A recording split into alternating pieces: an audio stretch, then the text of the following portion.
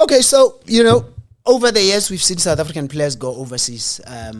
A lot of them make it, some don't. A lot have not. In recent years, actually, we've just not had a lot of players making it, and you wonder just why. But I think let's look at why they made it in the past. I mean, I for one come from that era where we had just a lot of players in England in particular.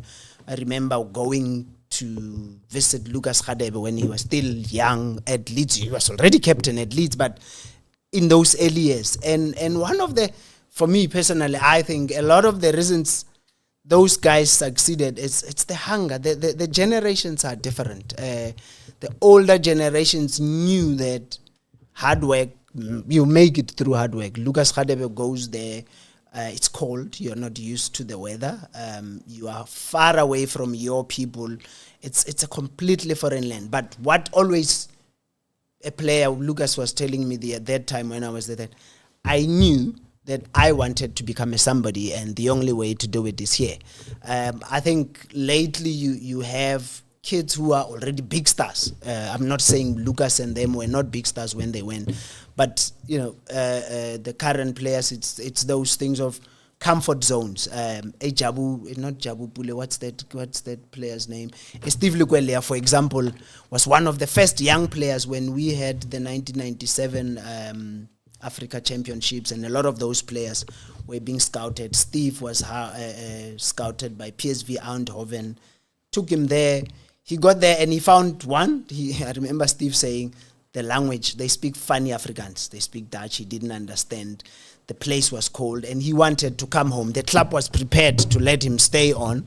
They even offered to bring anybody he wanted, but he didn't. So the culture is almost always difficult. I don't think a lot of them don't make it because of their playing abilities. It's just because you're used to such comfort zones. Players are used to here at home being big stars. You go to a league where you are essentially a nobody, and it's just hard to cope. You are being celebrated all the time. Here at home, you walk in Southgate Mall, you are a gift. I mean, we traveled to, I think, 2005 Gold Cup with Stuart Baxter, and I remember we were sitting there, and the late Gift Leremi was saying to us, gents, it's boring here. If I was at home, DJ Rico, go mauling and all that. And this boy wanted to come home. And I remember him that week, it was the Vodacom Challenge. And the Vodacom Challenge is a big party out in Mabatu. And Gift actually called Orlando Pirates and asked to come back. So here it is, a guy who's in the States, in an international tournament, choosing to come home to play at a local tournament, and that's the challenge. So a lot of times I think it's exactly that our players here at home are fitted as huge superstars, and when they travel and go into different leagues, it's a struggle. We've had quite a few who made it because they decided, I'm going to wear hoog clubs and forget about all the other things on the other side. I don't know Mbekezeli Mbokazi that well. He's a youngster who's just started out. A lot of comparisons have been made between him and OJ Mabizela, two kids who come from KZN, big defenders at Orlando Pirates. They wear the armband. We all know the stories of OJ. I think OJ would probably have became our biggest ever export. I think he probably would have even made it bigger than Lucas Radebe in England, just given the kind of start he had, but also the talent. He is way more talented than Lucas. A much, much better player. But the reason he didn't make it, it's off the field. OJ was very ill-disciplined. I, for one, I remember when he made his debut, he scored that goal when he scored for Tottenham, I think it was against Leicester. The very next, I think they scored at the weekend. I think the Wednesday, back then we didn't need visas, and I flew to England to go watch OJ. My brief was, you go there, you sit down with OJ and interview OJ.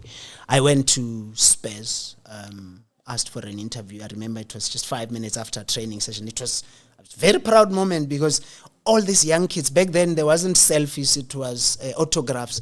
And all these youngsters, everybody wanted their autographs with OJ. There was Jamie Redknapp, there was Ledley King, but no, they wanted OJ. And he didn't give me the interview. He said, come later. I went to England I spent a week, and I never got to interview him because he was just just full of shit, really. He didn't want to talk to me. But that's the problem, that the discipline issue often makes our players not make it. And I personally think we have a lot of talented players. Mbokazi will, if he goes to the States, I think just focus. I think the fortunate thing is going to a country where they speak English, because a lot of people will complain about language. Just stay focused. Look at what you are there for. You are there to play football and nothing else. Make a name for yourself. And yeah, I hear people are saying maybe he must wait and not go. Perhaps, but who says there's guarantee he's going to do well at the Nations Cup or the World Cup? You never know. I think also what we know, especially with clubs like Orlando Pirates, is that so much as there might be interest, it's up to the clubs. If the chairman feels they still want, or what's his name, Mbokazi, to stay, he'll stay. But yeah, I think it's a good opportunity. Any kid who gets a chance to leave the PSL and go to a bigger league. Also think of it this way. A lot of these kids come from very, very poor families. So if there's an opportunity to make money for your family, why not take it? But we've seen some who got those opportunities. OJ, typical example, who go there and mess things up. So yeah. That's my view. That's my take on it. I don't know what yours is. Do you agree? Do you disagree? That's me. That's Brad Jakes' view on this thing.